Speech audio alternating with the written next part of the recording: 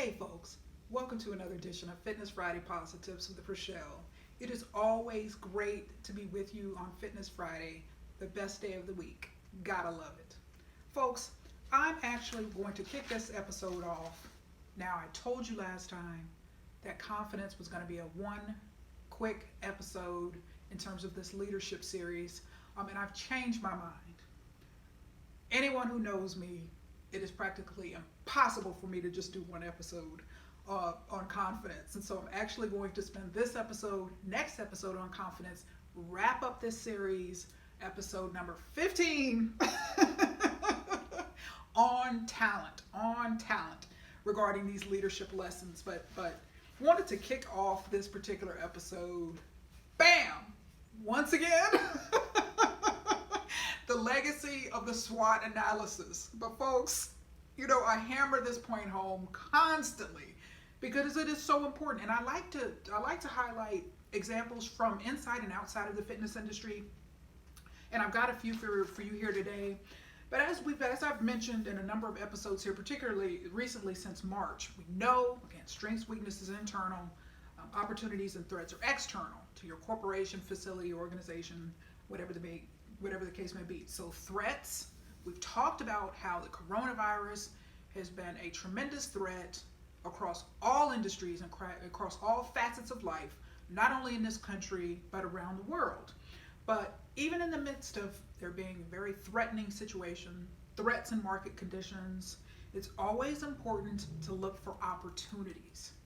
And organizations and entities, corporations that have sought and looked for opportunities and really taken advantage of those opportunities are actually faring well despite being in the midst of a pandemic. And so I've got a few quick examples here I wanted to share with you from the dining industry. Look at restaurants.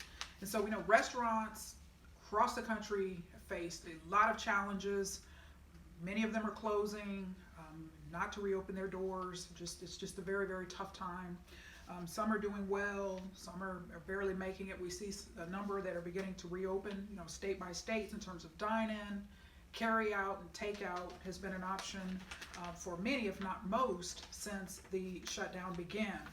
But when we think about particularly the delivery option when it comes to the dining industry, restaurants, we know the ubiquitous pizza advertisement. So what we see here is Pizza Hut. Pizza Hut, ooh, that pizza actually looks pretty good now that I'm looking at it. What is that, pepperoni? It looks like pepperoni and Italian sausage. I love Italian sausage on a pizza. But anyway, so we have seen, particularly around the delivery aspect of service, has been what?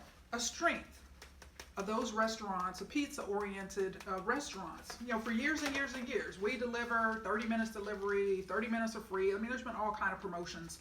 But what we see here in the midst of this coronavirus pandemic, it's interesting to see the shift in terms of strategy. And so, yeah, we've always seen these ads for, again, a large pizza, 3 toppings, $9.99, buffalo wings, all of that kind of stuff, and the sales promotional type coupons right here. But we start to see a shift here towards feeding the whole family.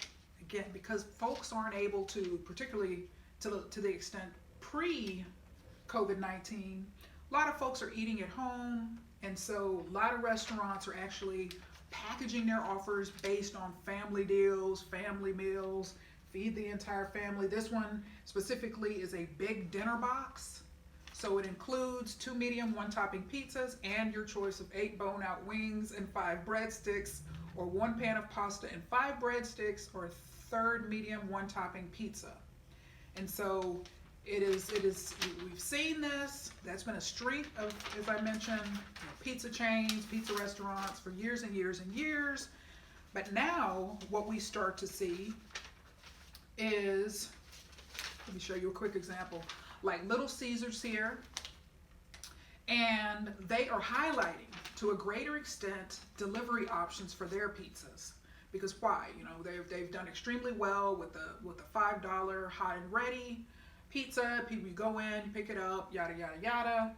A lot of people do that, but they're really starting to offer delivery services. Why? Because there's an opportunity for folks that aren't able to get out and eat to the extent that they were pre-COVID. How can we take advantage of the opportunity with folks being at home, dining at home? How can we serve them?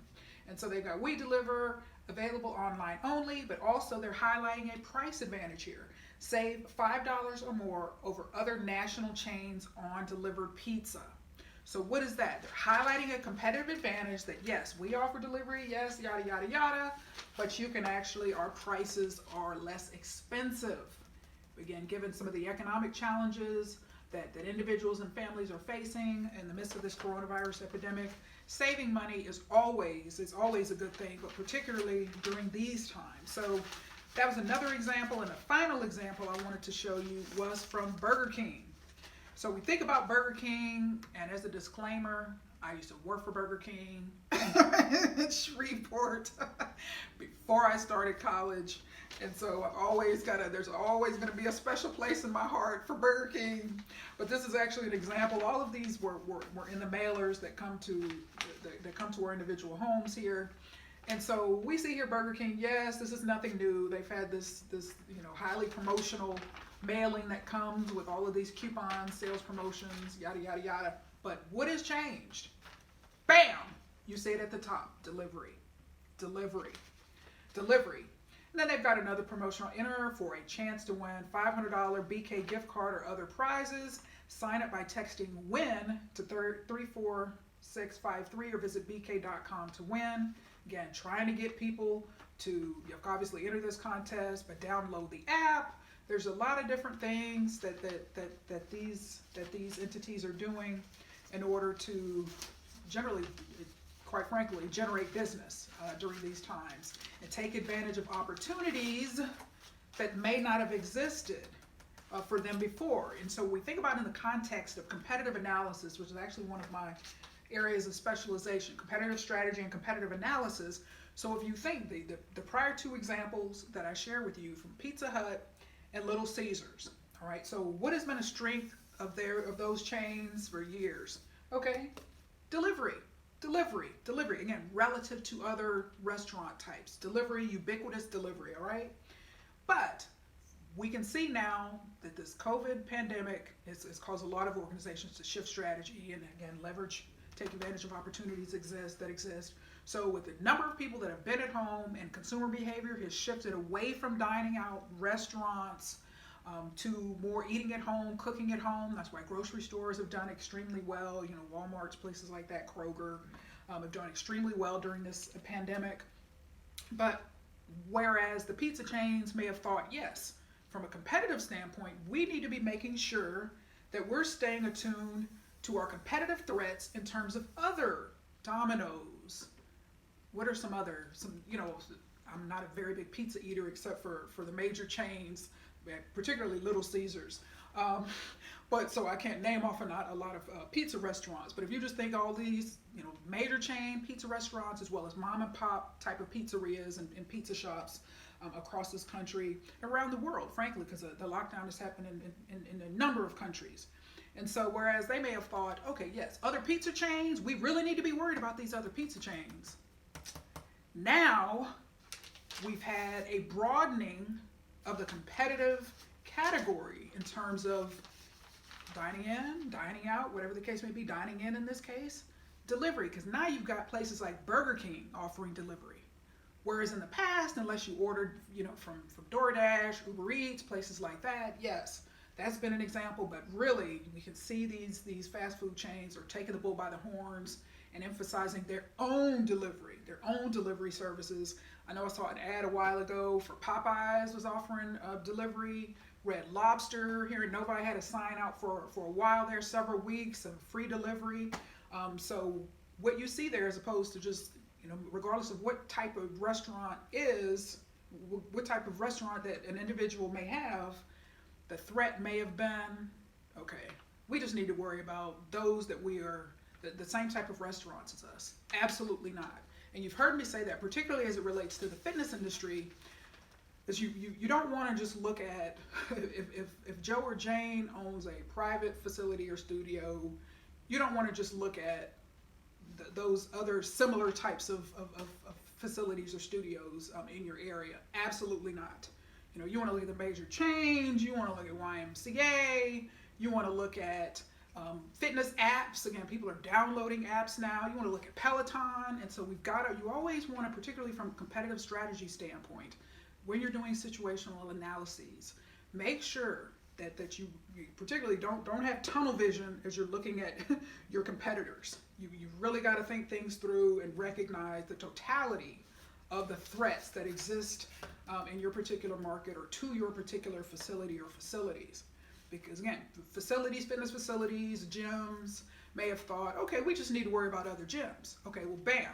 Now the COVID pandemic hit, and now to a greater extent, we see Peloton doing extremely well. I mean, you've got Nordic Track, you got Bowflex, I mean, all of these Total Gym. I am seeing a ton of fitness, at-home workout equipment ads here.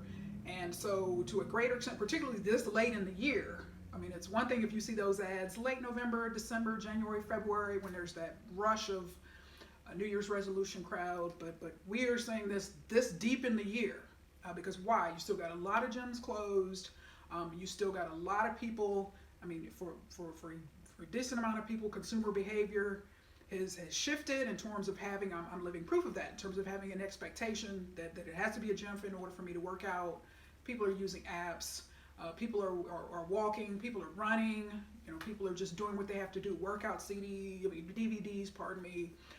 Streaming workouts. I mean, there's so many different ways that people are going, and so that's the challenge from a consumer behavior standpoint.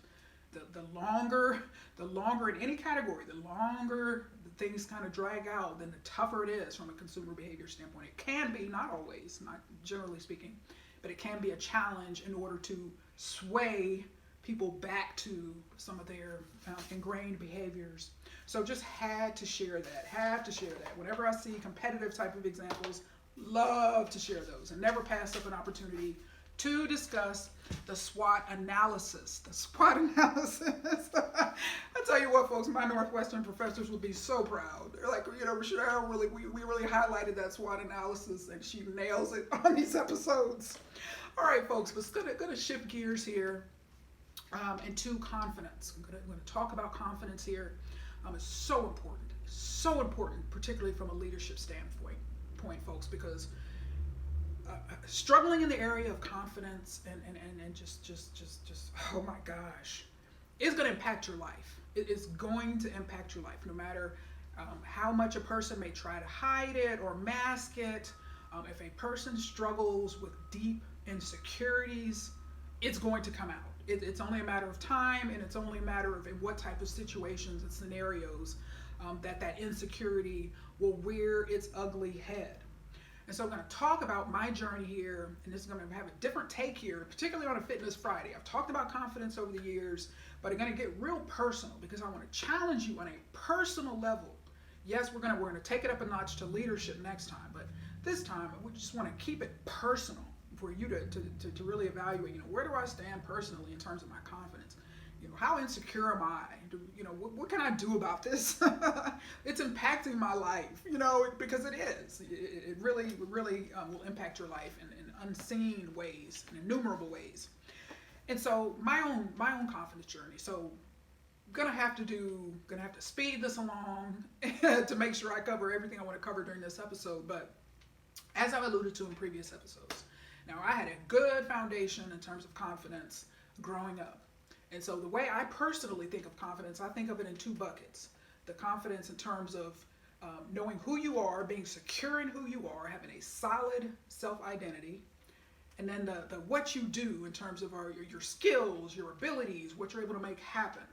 And so historically, I have been stronger in this, what I'm able to do category. And so the who I am category was something definitely was a big struggle for me. And so growing up, very, very competitive child. Just love sports, played multiple sports, was a cheerleader, was a dancer, was wonderful. But I had a lot of affirmation growing up. Told you about Oscar and Willette.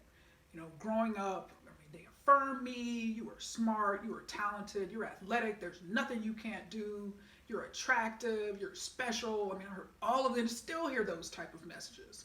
You're important, you matter, we appreciate you. And so I had that foundation. So that's probably important to note as that falls. It's important to note that, so I had a decent foundation. And so for just to conversely say, in a spirit of humility, someone who didn't have a strong foundation, yes, this journey is going to be harder, it's going to be tougher, whatever the case may be. But nothing in life with a will, with a determined, dogged spirit, there's nothing that can't be overcome. So let me encourage you in that regard. So had that foundation. So where particularly who I am, the identity took a fall was when our family moved from Biloxi, Mississippi to Seoul, Korea. So again, years later, I appreciate the experience. It was wonderful. It shaped me into who I am today. You can't live abroad like that, particularly like our family did. Like, we lived in Seoul proper. Like, we did not live on base. We did not live in any type of housing. We lived in Seoul.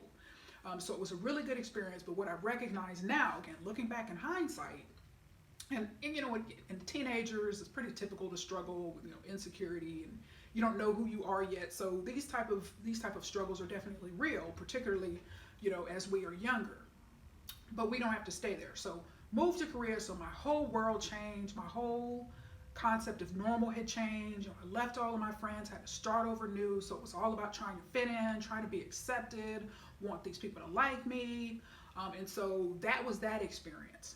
And so again, going from that comfort of familiarity to a life-changing move, a life-changing experience, which I absolutely am so grateful for now. And so that was the big change. That was when that first aspect really took a tumble. And so I've got to fast forward a number of years, again, in the interest of time. So there it is. So that's where the struggle happened. And so that who I am, knowing who I am, being secure in who I am aspect was something that I didn't really focus on. I was always comparing and competing, and what is this person doing, this and that. Did that for a number of years. But what I want to do, particularly in this episode, this is something I've never done before, but I'm really taking it personal because I really want, people may see me, I am a work in progress, I have a long way to go, but I have come a long way. And so people may, comment on, oh my gosh, Rachelle, you're bold. Oh my gosh, Rachelle, you're confident. Like, you really just don't care what people think. You just know who you are. But folks, it has been a long journey. It has been a long journey, and I'm actually going to, in this episode, highlight a very significant source in terms of inspiration, in terms of just education and life-changing empowerment. And the source of that, this is not a promotion. I'm not here to promote these resources, but I'm here to tell you and just to let you know that my life, my transformation and all of that kind of stuff and growth, there's always sources of that. There's always sources of that. Yes, I had, wonderful parents, so I have wonderful parents, very affirming, and I've had some wonderful professors, very encouraging, very, very affirming along the way. Sales managers, the late Gina Moyer, Shannon Rafferty, and who else? My sales directors, Kevin J. McKinnon, Melvin J. Tarver, Donna K. Spurrier, just wonderful individuals along the way, along with, friends, and then just, all of these wonderful people, strangers that have encouraged me, and just so many different people have encouraged me. But I want to highlight one source on this episode, one source. And like I said, this is not to sell anything. This is just to tell you how my life was changed, how my life was changed, and where this journey of confidence, when I really got serious about it, I really became a student of confidence, but of insecurity, of self-doubt. I studied, I read books, I did all kinds of stuff. It was wonderful. I became like the self-help queen. I was reading everything, watching all kinds of DVDs. It has been a wonderful journey. And so what I want to do is highlight that I was back in the day when I first had this jolt of inspiration, this life-changing jolt of inspiration. So I was actually in biotech sales, so I lived in Dearborn at the time, Dearborn, Michigan, and so I was getting ready one morning, getting ready to head out to my sales territory. And so, at the time, I used to listen to Joyce Meyer a lot. Joyce Meyer, some of you may know who she is, and some of you may not. And so, she's actually an evangelist. So, this is not going to be a religious conversation. There's going to be no sermons, no traditional sermons or anything like that. I am going to highlight something that she said that really got my attention. It took a while for it to sink in, but I want to share that with you here in a little bit. But I just wanted to let you know, when you talk about having an impact on my life, Joyce Meyer, through her very practical teachings, I mean, when I look at a lot of my personal growth that has come and is subsequently personal growth and then professional growth, as a result in the areas of confidence. Number 2, overcoming a false sense of responsibility. Number 3, motives. So important. That's something we don't ever. Why do we do what we do? What drives us? How sincere are we? We have to evaluate what our motives is. If somebody's interviewing for a position at your facility, what is their motive? Are they there? Are they going to be there just to get a paycheck? Or are they there because they really want to be there? They're passionate about fitness. They want to make a difference. They want to help your organization or your facility keep members, retain members, and get new members. And that motives piece is so important, and particularly on a personal level as well as professional level. The motives piece of evaluating, particularly if you're unhappy in any area of life. What is your motive? What is driving you to continue to work at a place that you despise? And that's fine if you say, hey, I just need a paycheck, that's what it is. But as long as you're clear on that, you've got to be clear about our motives. I mean, don't for the person who may despise where they work, then just, you got to be real about it. Don't say, well, it's this person, it's this person's fault, it's this person. No, you have to take responsibility for being in some bad situations. And it's going to take you taking responsibility to change those situations. But I digress. Back to the confidence conversation. And so confidence. So one morning, doing my hair, getting ready to head out to my sales territory. And she had a message on that morning, and she comes on all times of day, but I was listening to her before I headed out to my sales territory.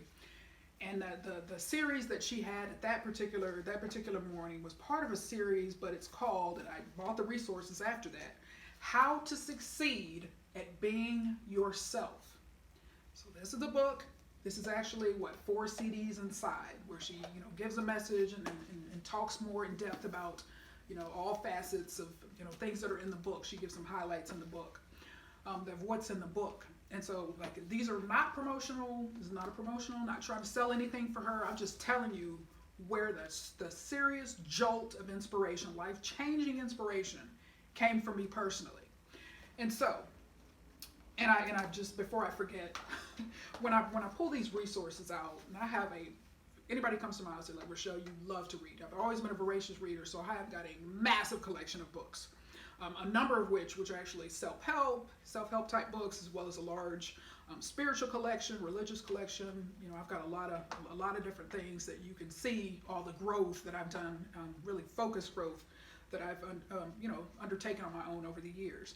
But when I pulled these out, folks, and I was looking at my little CD area, and I realized that I ordered this too from her as well.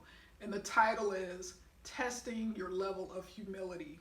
So see, and I laughed and I went back and I looked in my online account and say, when did I order this? So I actually ordered this on July 3rd, 2009. July 3rd, 2009. And so you think about how often I'm still working on my humility. And so since I pulled this out, this is a DVD, I've actually been watching it, again, because just humility is something that I'm going to have to continue to work on. I've been working on for a long time. And so I could just kind of laugh at myself. But when I saw this and I said, okay, so in 2009, humility was a goal of mine even then. So folks, it is what it is, but back to these resources. So, she talked a bit about, her own struggles of having, she said major insecurities and just there's a whole lot to her story in general. But when she talked about the book and just some quick takeaways, it's just like the title says, How to Succeed at Being Yourself. It's easy to look around for markers of success. Well, I have this type of income. I live in this type of neighborhood. I went to this type of university. I remember I told you last time, maybe a couple episodes ago, that used to be me, where you're kind of looking for things externally to define you, to show you, really. I mean, yes, you say to show other people, but it's really in many cases to show yourself that hey, I'm smart, or yes, I'm successful. I did this, I did that. All right, but as she was alluding to in these resources, it's easy to be successful at trying to be someone else.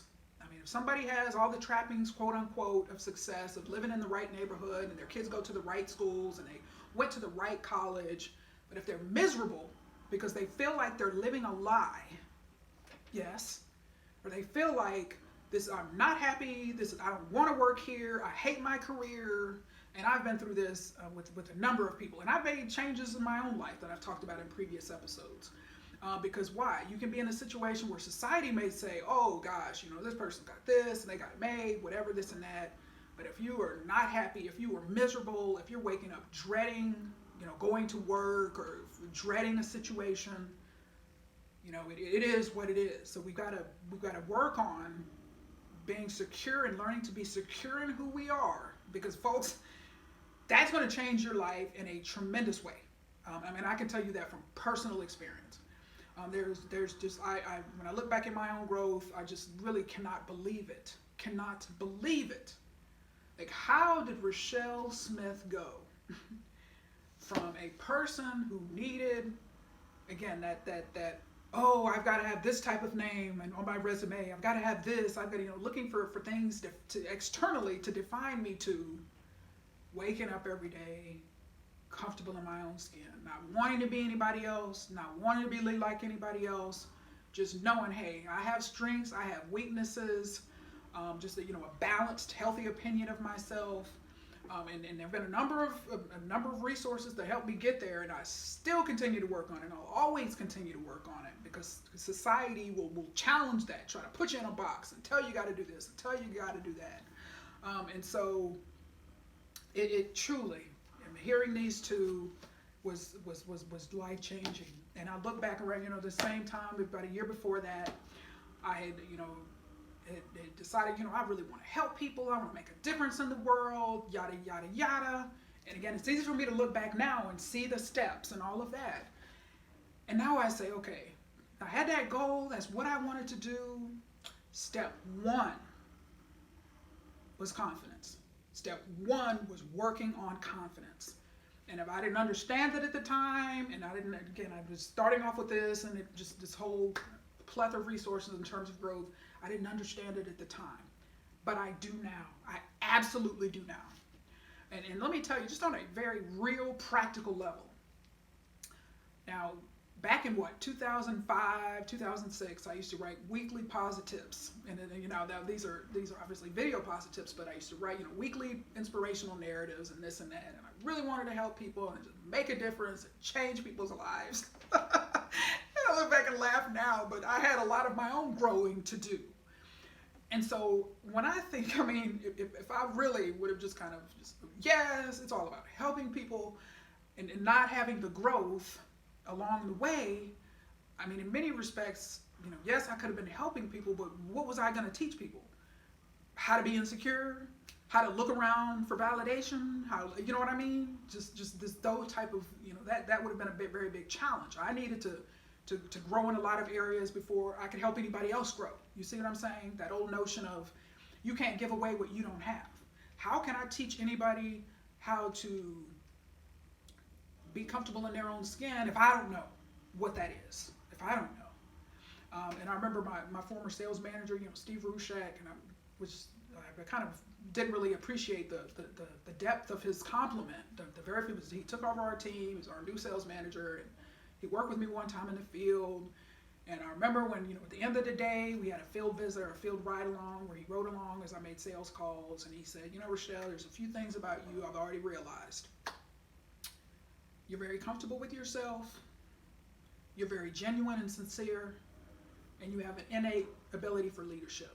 But the first one, I really went, okay, yeah, I'm comfortable with myself. Maybe again, I wasn't fully comfortable with myself, but I guess because he said most people are usually worrying about doing stuff wrong and how they're coming across, and that's not you. But there had already been some serious growth. There was been like some serious growth even before that.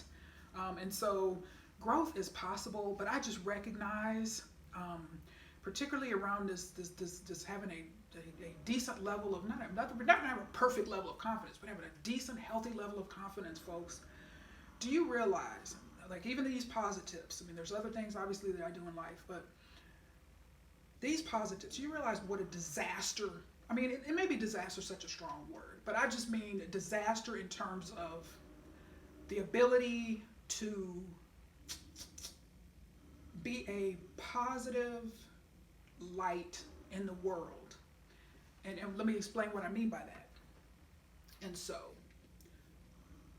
examples like this abound.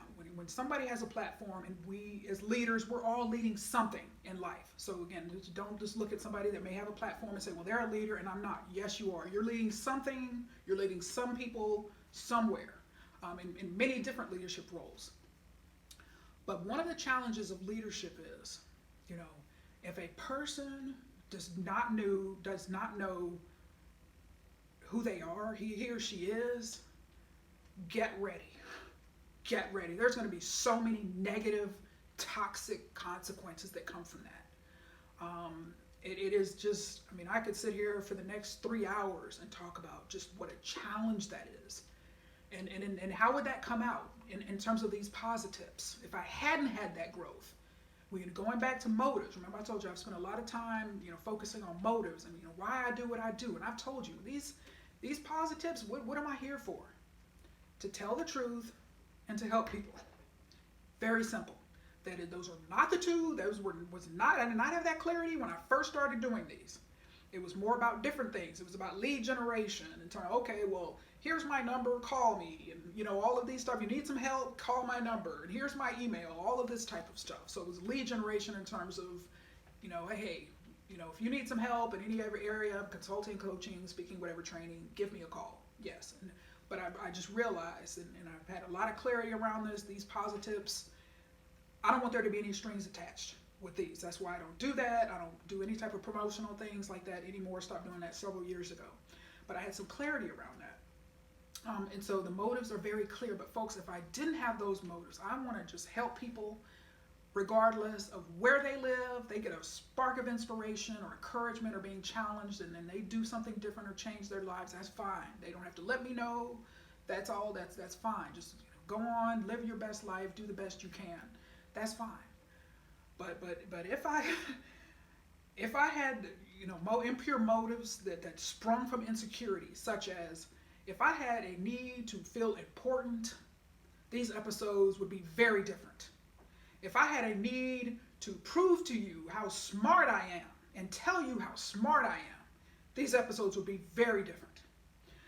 If I had a need for your constant affirmation, these episodes would be very different.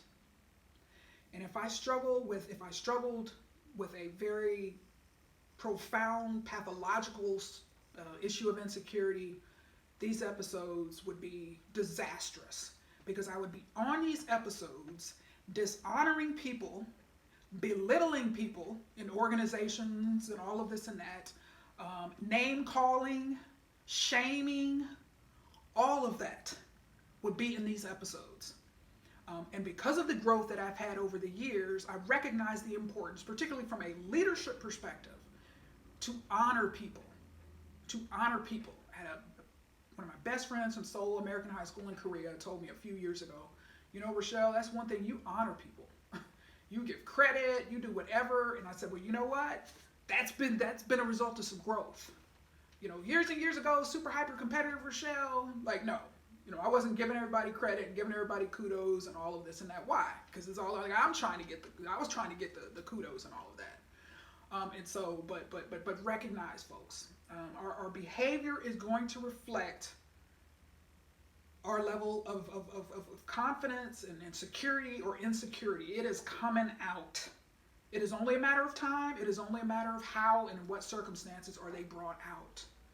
I don't care if you're an 11-year-old who's calling the classmate or classmates names, or if you're a 91-year-old man or woman who's doing the same thing, that is insecurity. Why? Because people that are secure in who they are not running around trying to make other people look small to make themselves look better. And if I got on here and did some crazy stuff like that, I would hope that you all would quickly say to yourselves, man, that woman has got major insecurity problems. She may try to seem like, oh, she's this and she's that and she's strong, but she's profoundly insecure. And there's just no other way around that.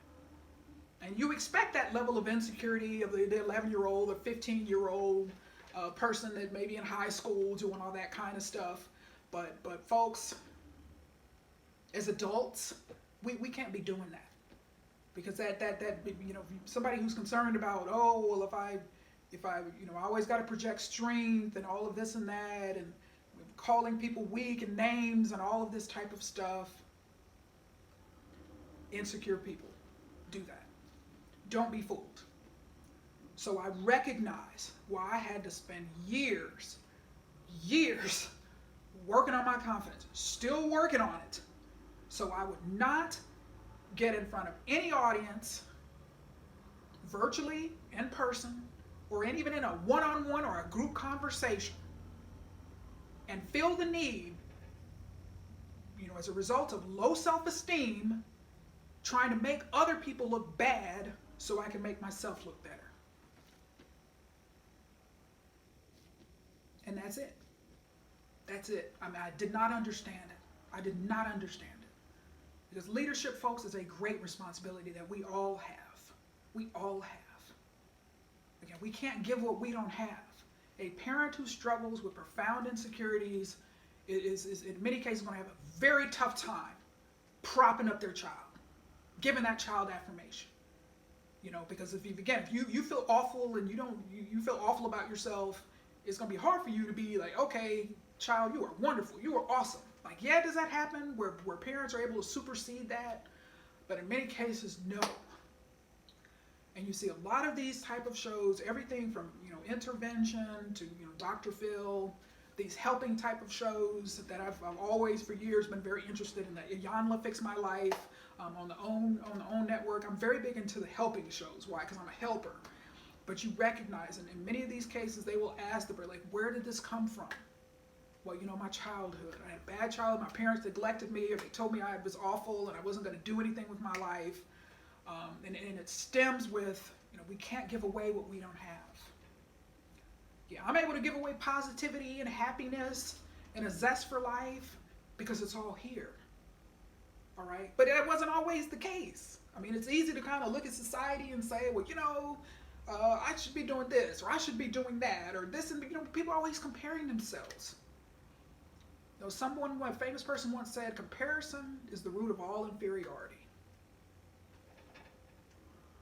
So folks, just recognize this piece of insecurity and how significant it is and how detrimental it is to our individual lives.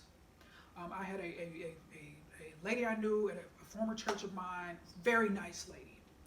And I say this humbly and I say this respectfully. I'm not going to give any details of identity or anything like that, but this is an example that plays out. When I heard it, my heart broke. I was just felt so bad, but I thought to myself, yep, this kind of stuff happens. And she said, yeah, well, my husband, came home and said, I want a divorce after 30 years of marriage. And he told her, I can't continue carrying you. And then she went on to explain, well, Rachelle, I've had a 30-year battle with low self-esteem. And so essentially, her husband just got tired of being the daily cheerleader. And this kind of stuff happens. And as a result, when I think about my own confidence journey, folks, a very big goal of mine, a major life goal of mine, and it's been a goal of mine for several years now. And I'm going to take this goal with me to the grave. No holds barred. And that goal is this. My self-esteem, how I feel about myself, is not anyone else's responsibility but mine. Yes, a parent, your child is growing, you have a responsibility as they're growing up to encourage them, to uplift them, to build them up. Absolutely, yes. But what I'm saying is, as adults, we can't go through life. We can't proceed on and move on through our leadership journeys expecting other people to constantly be our cheerleaders, because it gets exhausting. And I tell you, I tried to do that for again, I used to have a false sense of responsibility. And so that used to be a very big issue of mine. And I used to try to be people's daily cheerleaders, and I got tired. And now, fortunately, I've got enough discernment now where I can pick up on that vibe early on, very quick, very quick. Does this person, are they able to like emotionally carry themselves, or are they looking for somebody just to constantly make them feel good about themselves? Tell them that, come on. Yes, are we supposed to validate people? Yes. Are you supposed to tell them they're special and you appreciate them? Yes. But all I'm saying is, if a person falls apart or goes into a rage or a deep depression or anything like that, in the absence of that constant affirmation, get ready. Because get ready. Because the person is going to quit and just get tired of, I got a boss where I got to just go in every day and tell him how wonderful he is or wonderful she is, and every day. So I don't want to be, and I don't want to put anybody in that position. I want to be able to find that, to have that inner strength within, that inner security to say, it is no one's responsibility to prop me up every day. Why? Because people get tired of that. Like, who wants to do that? I used to do that for people, and I know how exhausting that is. And so as leaders, we don't want to put other people in that. Relationally, you don't want to put other people in that kind of position. Professionally, you don't want to put other people in that position. Because, again, these are some sources of turnover. These are sources of relationship endings that a lot of people just don't know. Just don't realize. Why am I driving people away? People may say, like, I always get rejected, but not realize the source of that rejection. Like, you just wear people out. What is the term for that? People call it high maintenance people. And I've had some high maintenance people along my journey. And I'll tell you what, I'm not doing that anymore. I just got tired. And so just recognize, we've got to take responsibility, as I talked about in the second episode. We talked about this whole leadership lesson, second half, the importance of truth, facing truth, recognizing truth. As I'm sitting here highlighting confidence, this truth piece, the ability to face truth about yourself, like, how is my confidence? If people told me that I'm high maintenance, I just require too much affirmation, like they just get tired of it, or it's a fight if I don't compliment them all the time. No, but that's the truth. All right. Then the second piece, remember I talked about taking responsibility, then testing. All right. Then temperament. So this temperament piece, I'm sliding confidence in here, and then talent to wrap up this series. But if a person is unable to face truth, we'll just be sitting there thinking it's everybody else's fault. Well, my facility has an 80% turnover rate because these managers just run people off. Well, that may be true, but a leader in that situation needs to take responsibility and say, perhaps I haven't communicated to my management team in my expectations that an 80% turnover rate, 70%, 60%, 50%, 40%, 30%, 20%, all right. Turnover rate is unacceptable. You see the difference there in terms of taking responsibility. One is the victim, one is the victor. Just saying, hey, it is up to me as the leader, as the owner, whatever the case may be. I've got to change this situation. But if somebody can't face truth, if somebody is just confidence, and if somebody struggles with confidence, where you just got to walk on eggshells around them, and you can't tell them the truth. It is rough. It is rough. And I don't want these dynamics to exist in my life, and I don't want them existing in your life. But we got to recognize the source of that. We can't make it somebody else's responsibility to make us feel good about ourselves all the time. Absolutely cannot do that. Absolutely not. Don't do it. Don't do it. And I want to, as I move here to close this particular episode out, I'm actually going to highlight the particular part of this message, it was on the second disc. Like I said, I'm not going into a whole conversation on religion.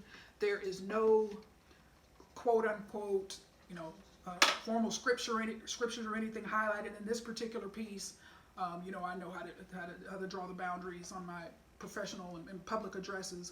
But she points out something very profound. And I'm going to make a few comments after I play this.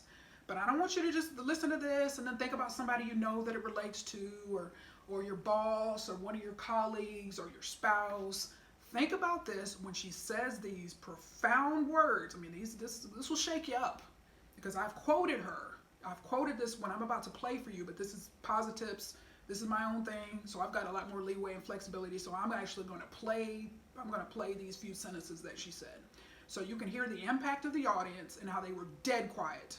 And when I've quoted this, particularly as I've talked about confidence in some type of capacity, the audience will get dead quiet because people hear this and it really shakes them up. And I'm going to make some comments after I play this, but listen to this not for somebody else, not to think about who it'll be. Yeah, it's easy to point the finger. Yeah, my so-and-so's like this. My friend, my best friend, my husband, my wife, my boss. Think about yourself in this regard as I play this for you. Make sure the volume's turned up, so take a listen. Very practical. Ourselves and love ourselves. We have nothing to give to anybody else. Joyce Meyer. If you have a poor self-image and you're extremely insecure, it will affect your parenting. If you have a poor self-image and you're extremely insecure and you don't like yourself, it's going to affect your marriage. You will not have a good marriage, and I'll tell you why. That other person you're married to will feel like they have to spend all their time keeping you fixed.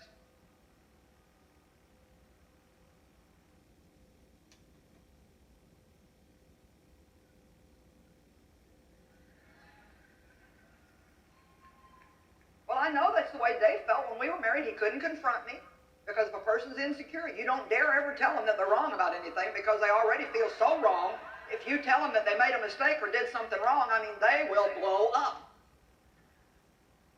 You cannot be honest with people that are insecure. You cannot confront them. You have to be very careful to compliment them many, many, many times every day. Yep, that's it. Now you need to enjoy. That's it. Very powerful. Think about how do you relate to that, what she said? Do you rely on other people to keep you fixed? Do you either overtly express this desire for everyone around you to make you feel important, make you feel special, affirm you constantly, or even perhaps it's even subconscious where you just realize you just kind of have this expectation that if somebody's not telling me every day that I'm wonderful, I will fall apart. It happens, folks, all the time. And I heard that, to be quite frank, and then of course she talked about in the framework of parenting and marriage, and I remember hearing that, and it went over my head. Because I'm like, well, that doesn't apply to me. It doesn't apply to me. But then after listening to it a few times, and again, this is years later after I first heard it, just that concept, I don't want to put anybody in a situation, have an expectation for other people to keep me fixed. That is my responsibility. My self-esteem, my confidence, my level of security is my responsibility. I can't put that. That is such a drain on any type of relationship. It truly is. So hear her words and hear my words. But this is where it all started, folks. This was a very strong start. And so think about that. The beginning of my confidence journey started with that type of, just powerful insight of just, hey, what are you expecting people to do for you? What are you expecting people to make you constantly feel good about yourself? Don't do that. Don't do that. When I talked about the beginning of this series on truth and what your relationship is with truth. Because if you have a poor relationship with the truth, and I'm not talking about being a pathological liar. No, I'm talking about your ability to tell people the truth, but also to hear truth. If you've got a manager working for you that knows you have a very tough time hearing the truth, They're going to sugarcoat. They're going to withhold information. They're not going to tell you anything they perceive you don't want to hear. They could truly be detrimental to your business. Why? Because they're trying to keep their job. They want to keep the peace. But so that's why the onus is upon us to evaluate, like, hey, how am I? Are people able to be honest with me? Are people able to tell me the truth? Are people able to criticize me? As leaders, we all get criticized. We all get criticized. And the people that just cave under any type of criticism and having thin skin and being super defensive, again, they just haven't learned yet to accept their humanity. We are all human. We all make mistakes. We are all imperfect. And once you truly just grab a hold of that, internalize that, your life will never be the same. Because you won't go through life fearful of, oh, what if I make a mistake? Yeah, you'll make a mistake. You're going to make some more mistakes, but you'll recover from those mistakes. If you have the right attitude, if you get some plans of action, change course, you can turn those mistakes around, turn those experiences into something positive, folks. But it's all about confidence. And so I wanted to spend this episode highlighting, and I know this isn't an easy episode. When I talk about confidence, quiet. It's a very tough subject for people. People often say, don't discuss religion or politics with people. It can cause some problems. And I tell you that I've got two additional ones for me. It is confidence. You want to see some people, whether it's an audience or a group or a person, get quiet, talk about confidence and insecurity, and also talk about fitness, health, and wellness. That will get people real quiet, because unless a person is really into it, they'll shut down and just have nothing to say. It's a real interesting dynamic. And so, folks, our confidence will make or break us ultimately. Having a string of failed relationships, a string of high turnover. I mean, those are all situations that are saying, okay, if there's 12 different people, I've had 12 different managers over the last 20 years, the person needs to be able to say, the common denominator in that situation is me. I mean, see what I'm saying? It all starts with taking responsibility. That's one of our highest charges as leaders, is to take responsibility when things go well and when things go bad. That's just part of leadership 101. And so I'm going to continue this conversation next time in a different framework, of a lighter framework of confidence. It won't be such a challenging episode as I know this one is, folks. And I've never done a confidence episode quite like this. But I just really got to drive it home hard today. And we're going to look at it in some different directions next week on confidence, before wrapping up the series the following week on talent. But I want to wrap this episode up here, Rachelle's Coronavirus Challenge. And I've shared with you week after week, episode after episode, just all these lessons and experiences that I've had here during this coronavirus pandemic, because in any type of adversity, we've got to ask ourselves, what are the lessons? What's the silver lining? Even in the midst of a horrible, tragic, troubling pandemic, what silver linings? What blessings do we have? What lessons? How are we growing as individuals? Remember, we grow more in seasons of adversity than we do on the mountaintops. And so that's always my position on adversity. I'm kind of known to be super happy and positive, even in the midst of adversity, but that's just part of it. It's all about mindset. It's all about, what can I gain? How can I grow from this? And I recognized early on during this pandemic, and I've mentioned here on some episodes, I recognized that this concept of selfishness was coming out. Because remember, I told you, in a situation like this, it's got to be about other people. Whether going to the grocery store and there's only 5 of one item, and you just decide, like me, you just decide to buy 1 or 2, because why? You want to leave something for somebody else, or any type of selfish inclinations. We've got to shut those down and say, hey, this is all about being fair, thinking about other people. There's some high demand items that are in shortage. They're in shortage right now across stores, even now. But we want to be fair. We don't want to be selfish and buy everything and hoard everything up and all of this and that. So I just recognized just that some selfishness. I was going to continue to just grow in this area of just making sure I left stuff for other people and put other people whatever before myself. And this is a big one. And what I'm about to share you actually is a big one. And I actually told the good old Oscar and Willette here recently. And I told them, hey, when I come to Shreveport for vacation, when I come to visit, I'm going to be working out at Oscar and Willette's Home Fitness Center. Now, Oscar and Willette's Home Fitness Center, they've actually got quite a few. For years, a treadmill, recumbent bike, elliptical.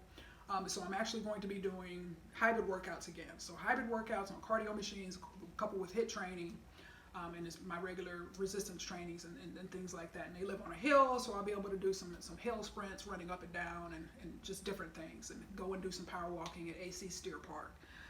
But why? Thinking about that decision. And I said, just given the pandemic situation, yeah, gyms are reopening, but, and I understand we're going to talk more about objectivity next time as it relates to leadership. I understand all sides of this equation. Okay, we got gyms reopening. Okay, that's great. I, particularly in that situation, have a need and a desire to not bring any unnecessary risks in terms of COVID-19 transmission to my parents. And then, gym goers and they need to be able to work out and do this and that. So as well as any type of leader or owner, they're trying to keep things going, keep their businesses going, and keep members happy and not lose members, from a compliance standpoint. And so you've got situations where people are strongly recommending masks, and I just know that's going to be a real challenging situation, and particularly in Louisiana, where it's like, generally speaking, the people are really nice, and there's just kind of that people-pleasing personality. And I said, and this is any gym. This is any type of gym in that area. I told my parents, I'm not going to put you guys, because I spend a lot of time in gyms. I'm all over gyms in terms of the space. I'm not going to put you guys at that, I'm not going to bring that unnecessary risk to you all. So I'm just going to work out at home. I'm going to work out at home probably until there's a vaccine, because I don't want to, subject them to that risk. But what is that? I had to basically say, Rachelle has historically worked out in gyms, and I've, been to gyms and stuff for many years after I graduated and left there. I actually didn't work out at all when I would go to Shreveport. Then I joined Bel Air Fitness, and then just, being a member of Planet, being able to go to different gyms across the country. So that was that, but not going to take any unnecessary risks. So they know that. And so I had, in that situation, put them first. Put them first. But as we talk about go back to the SWOT analysis again, and as I mentioned from that episode I did from Rachelle's Home Fitness Center on my 26th fitness anniversary, again, this notion of people working out at home, tremendous threat. Because if this would have never happened, where I've been working out at home since Saturday, March 21st. So I'm very conditioned to working at home. It works well for me. I have no problems with it. But the threat is that it's given me, from a fitness facility standpoint, it's just given me another option besides a traditional facility. So in that case, going to Shreveport, working out at home at Oscar and Willette's Home Fitness Center. So they've got all kinds of stuff, dumbbells, just all kind of stuff. So I'll be just fine. But I had to make that decision, and I'm just each and every way along this pandemic, I just continue to make these decisions. Last week, I came across three things of sanitizer, and I probably sent about 10 or 12 things of sanitizer to my parents that I've been able to find these last number of weeks. But then I got 3. I said, I've got 3 for myself. I'm going to keep them at home. But then I came across somebody that I knew, and they hadn't been able to find any sanitizer since the lockdown happened. So I gave 2 of the 3 away. So that was an example. Again, we got to put other people first. No matter how it may feel, no matter how our flesh may say, I want to keep it for me. I want to do what I want to do. Absolutely not, folks. Absolutely not. So this is an area that I even just kind of seeing my own growth through this pandemic. So there's always areas where we can learn and grow and all of this and that. So don't look at any type of adversity as just all bad and horrible. No, there's opportunities for growth, for learning and development and refining of our character. It is so important that we continue to grow and just be the best that we can. Never going to be perfect. Don't even waste your time trying to be, folks. Just do the best you can. Be the best person that you can be and continue to learn and grow and become better. That's all any of us can ask ourselves. So I would have never imagined, Rachelle's Home Fitness Center, now Oscar and Willette's Home Fitness Center when I'm in Shreveport, for a good while now, like I said, until there's some type of vaccine, and I am totally cool with that. I mean, I got all kind of hit stuff that I do, and it's going to be just fine. But I had to be open to that possibility. If I had just been where a situation where all of a sudden I had to go down there and, oh no, there's no gym option, what am I going to do? I've already been through all of that. I went through all of that the week of March 16th through March 20. The 20th is when I made the decision. I got to work out at home. I got to make this happen. And so everything is fine, and everything will be fine. But just folks, what are your lessons in learning and growth and development? How has this pandemic altered your life, or changed you, or opened your eyes, or opened just your heart and mind to other possibilities? Don't be closed-minded. We're going to talk more about that next time when I talk about leadership objectivity. And that's all I have for you today, folks. So until then, remember, I am positively passionate about your leadership and fitness. Make it a great day.